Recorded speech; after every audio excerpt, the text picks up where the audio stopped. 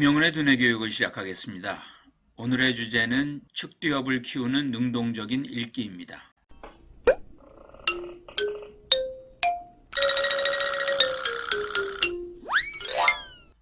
첫 번째 질문입니다. 독서왕 K군의 숨겨진 비밀입니다. 독서왕 K군은 하루에 최대 71권을 읽은 적이 있고 처음 본 두꺼운 책도 40분에서 50분 만에 읽을 수 있습니다.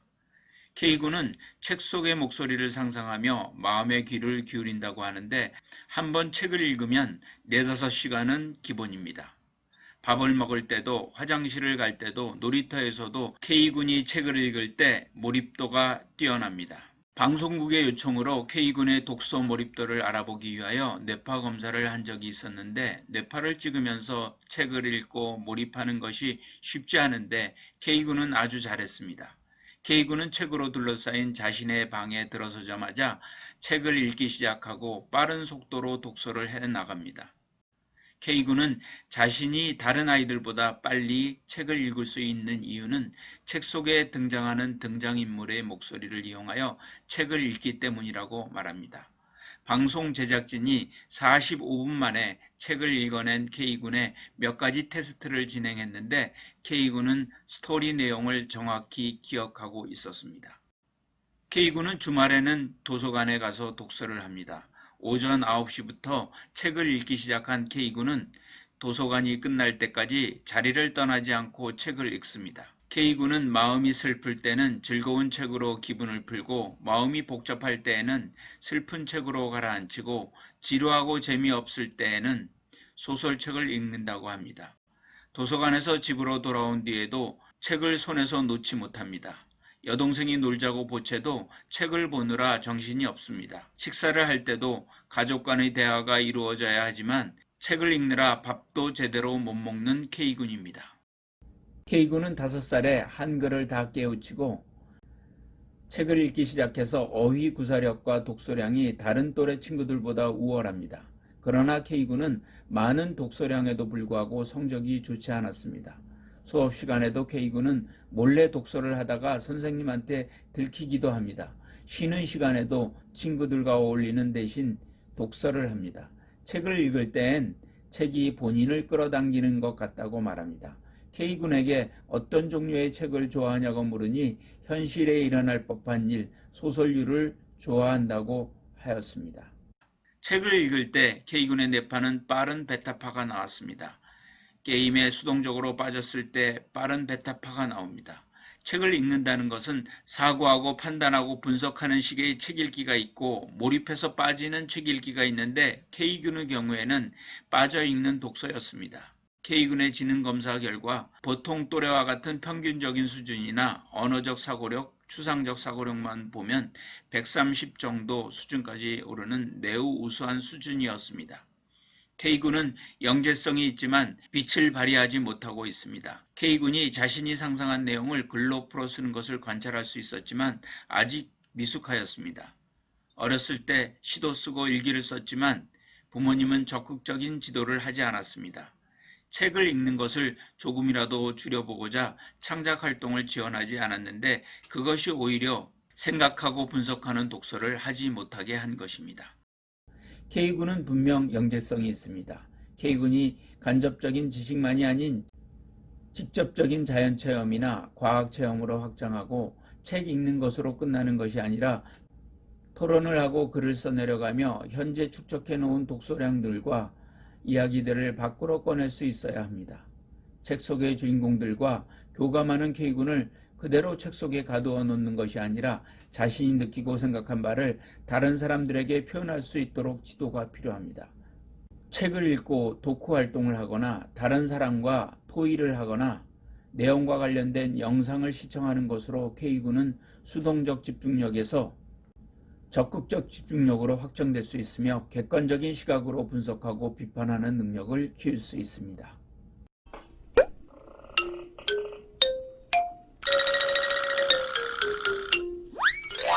두 번째 질문입니다. 영재들에게 있어서 학교의 의미입니다. 저는 미치도록 공부하고 싶어요. 저는 세상이 어떻게 연결되고 돌아가는지 알고 싶었어요. 처음부터 끝까지 속속들이 알고 싶었어요. 특별한 문제가 없는 영재라면 입학할 때 커다란 기대와 호기심으로 학교 생활을 시작합니다. 아이는 학교를 세상에 대한 호기심을 채워줄 곳으로 기대합니다. 자신이 가진 능력을 발휘해 보이고 싶은 강력한 욕구를 보이고 친구들과 관계 형성에도 관심이 있습니다. 이때 부모는 아이가 단호함과 독립성을 유지하면서도 적극적인 태도를 잃지 않도록 해야 합니다. 이런 흥미, 호기심, 진취성을 가진 아이들은 초등학교 1, 2학년 때 좋은 성적을 보입니다. 그러나 아이가 독서에만 열중하면 독서량은 학교 성적과 괴리를 보입니다. 아이가 독서에 열중하는 이유는 세상을 이해하려 애쓰기 때문이고 독서가 무한으로 통하는 문들을 열어줄 것임을 금세 알아차리기 때문입니다. 그래서 아이는 배우고 싶어 합니다. 아이가 읽기를 배우고 싶어 하면 그럴 수 있게 도와주세요. 아이는 선생이 아니라 가이드가 필요한 것뿐입니다. 아이는 세상의 베일을 벗기려는 진지한 열망을 품고서 글 읽기에 입문할 것입니다. 언어 영역의 점수가 특히 높은 영재의 경우 자신의 지식, 기억, 논리, 추정한 능력에 전적으로 의지합니다. 언어 영역에서는 기억 속에 잘 보존되어 있는 지적 자원들을 더 쉽게 활용할 수 있습니다. 그러나 이런 언어 영재들은 수행 영역에서는 평상시와는 다른 능력을 동원해야 하고 이들에게는 몹시 힘든 일이 될 수 있습니다. 영재는 처음 몇 해 동안 자신이 직접 발견하고 분석하고 이해하고 배운다는 사실에 매우 의욕적입니다. 관찰을 잘하고 주의력이 깊기 때문에 때로는 상대를 불편하게 만들 정도로 끊임없이 질문합니다. 그러나 일반적인 학교 프로그램의 내용과 목적은 이들의 욕구를 적절히 맞추어주고 충족시키지 못하기 때문에 학교에서 적응을 못하고 학교 성적도 나쁜 영재들이 많은 것입니다.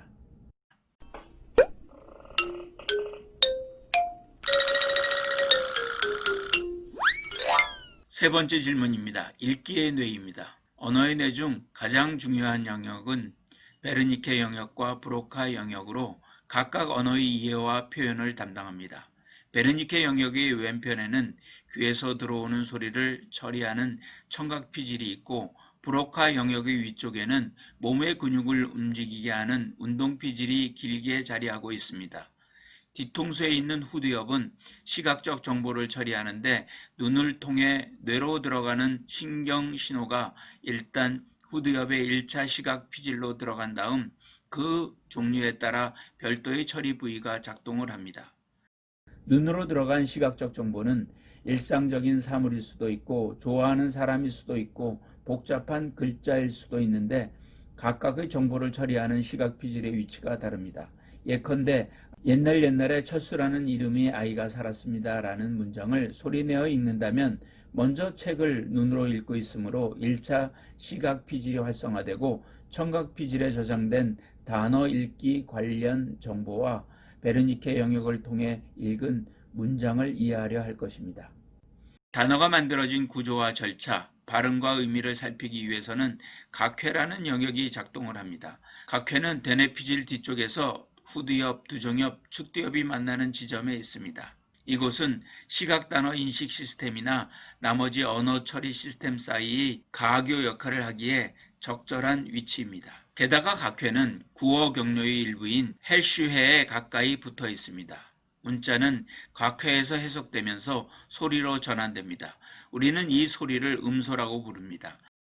어떤 단어가 마음속에 떠오르면 그 단어 및 그 단어와 관련해서 저장된 모든 정보에 관한 일련의 뉴런이 활성화됩니다. 글을 제대로 읽어내려면 단어를 상기하는 능력뿐만 아니라 각회에서 무의식적으로 빠르게 읽기 활동을 해내는 능력을 갖추어야 합니다. 각회에서 각종 언어 정보가 수집된 다음 궁형속이라는 신경 고속도로를 타고 각종 정보가 브로카 영역으로 이동합니다. 표현 언어를 담당하는 브로카 영역에는 글자를 소리내어 읽도록 해주는 음성 정보가 함께 저장되어 있는데 브로카 영역은 바로 위에 있는 운동 피질에 명령을 내려서 목과 입 등을 움직여 말소리를 내도록 합니다. 책을 읽은 아이의 목소리는 다시 아이의 귓속으로 들어가서 청각 피질로 전달되고 아이는 제대로 읽고 있는지 순간적으로 판단을 내리며 실시간으로 발성을 조정합니다. 아이가 읽기를 하려면 전두엽, 손회, 그리고 축두엽, 두정엽, 후두엽이 모두 동원됩니다. 특히 좌측 하측 두엽 피질에 있는 방추상회가 중요합니다. 방추상회는 글로 쓴 언어를 인식할 뿐 아니라 사람들에게 단어를 보여주거나 단어처럼 보이지만 실제로 단어가 아닌 문자열을 보여줄 때 활성화됩니다. 대뇌 좌완구의 가장 안쪽에서 바깥쪽 순서로 집, 얼굴, 텍스트, 물건을 알아봅니다.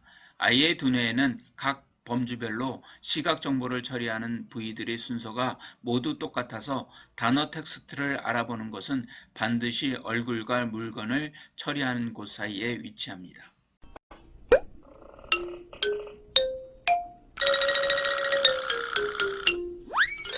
네 번째 질문입니다. 읽기를 효율적으로 발달시키려면입니다. 핀란드 아이들은 만 7세가 된 후에야 공식적인 읽기 교육을 받기 시작하는데도 2년 더 일찍 읽기 교육을 받은 미국 어린이들보다도 더 높은 읽기 성취도를 보입니다. 초등학교 시기는 축두엽이 발달하는 시기이기 때문에 읽기 교육이 가장 효과적인 때입니다. 학업과 직업 능력에 대한 수많은 연구에서 독해 능력은 특히 중요합니다.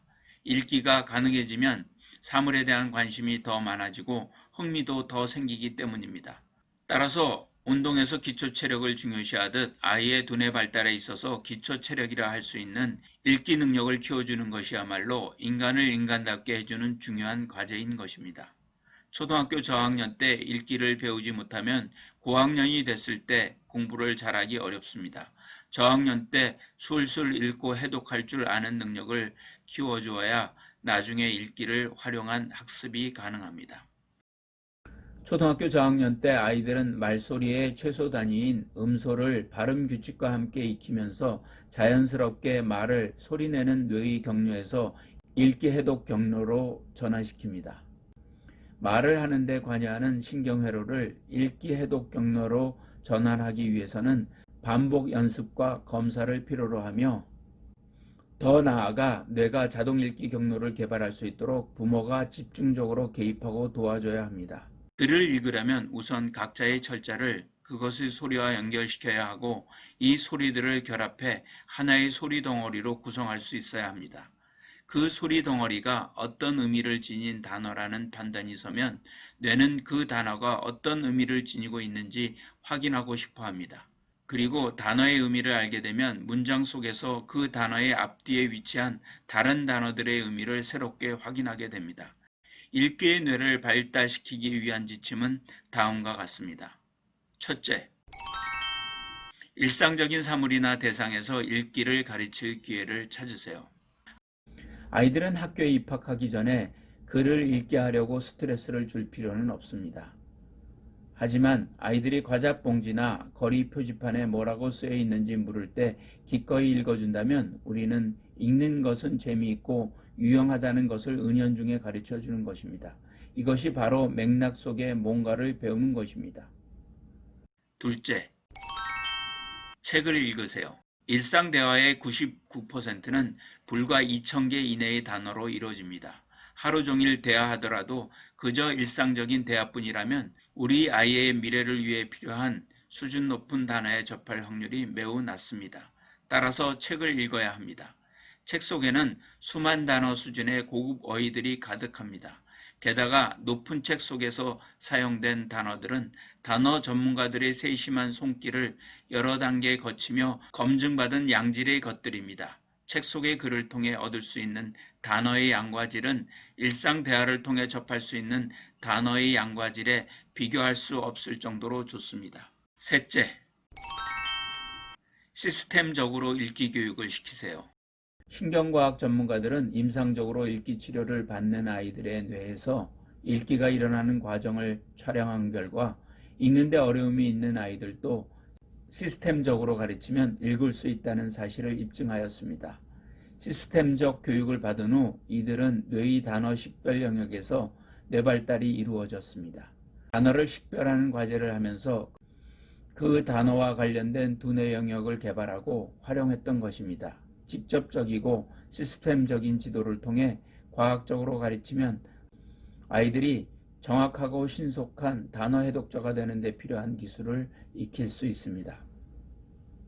아이들은 복잡한 어휘를 익히기 위하여 방대한 단어 네트워크를 구축하고 점점 더 길어지는 문장 속에서 단어 이해력을 높이며 분석하고 종합해서 질문에 답하기 위해 뉴런을 뇌의 다양한 영역에서 연결해야 합니다.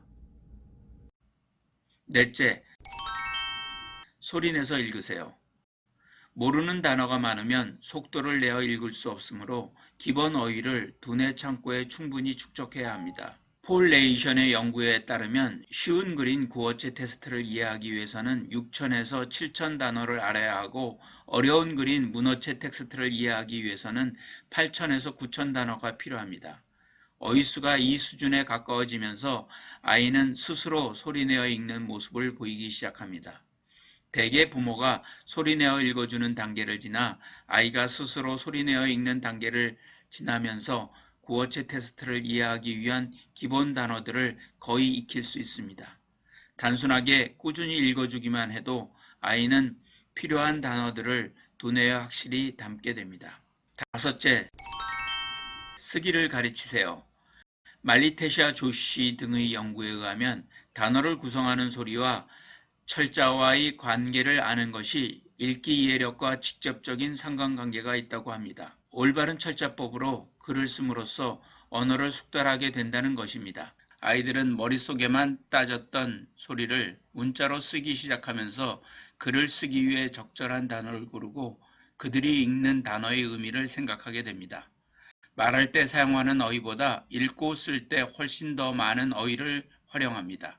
읽거나 쓸 때 뇌가 자동적으로 조절되는데 이때 뇌는 장기 기억에 저장된 방대한 어휘 사전에 접근할 수 있습니다. 하지만 말할 때는 알고 있는 어휘 중에 발음이 가능한 어휘에만 뇌가 접근할 수 있습니다. 말하는 동안에는 듣는 사람이나 관객의 피드백을 해석하느라 뇌가 고난도의 단어를 찾을 여력이 없기 때문입니다. 여섯째, 종이책이 더 좋습니다. 사람들은 특정 문자 정보를 찾으려 할 때 원하는 텍스트가 어디에 나왔는지 위치를 추적하는 경향이 있다고 하는데 종이책은 전자책에 비해 훨씬 분명한 위치감을 제공할 수 있습니다. 페이지를 펼치면서 여기가 시작 부분인지 끝 부분인지 당장 알 수 있고 종이장을 손으로 만지며 두께와 질감과 때로는 냄새까지도 느낍니다. 종이책으로 읽으면 책 전체를 놓치지 않으면서 지금 읽고 있는 위치가 어디인지를 객관적으로 느낄 수 있습니다. 또한 종이책은 전에 읽었던 내용을 다시 찾아보고 자유롭게 그 부분을 휙 펼쳐볼 수 있고 앞으로 나올 내용도 빠르게 넘겨볼 수 있습니다. 종이책이라면 떠오르는 생각을 여백에 적을 수도 있고 밑줄도 치고 형광펜으로 표시할 수도 있을 뿐 아니라 원하는 대로 페이지를 접고 구길 수 있습니다. 아이에게 통제력과 자기주도성을 키워줄 수 있는 것입니다. 종이책으로 읽은 것은 장기 기억화하기 유리합니다. 글을 읽은 후 시일이 꽤 지난 다음 기억 정도를 측정해보면 전자책으로 읽은 것은 의도적으로 떠올려야 하지만 종이책으로 읽은 것은 그냥 압니다.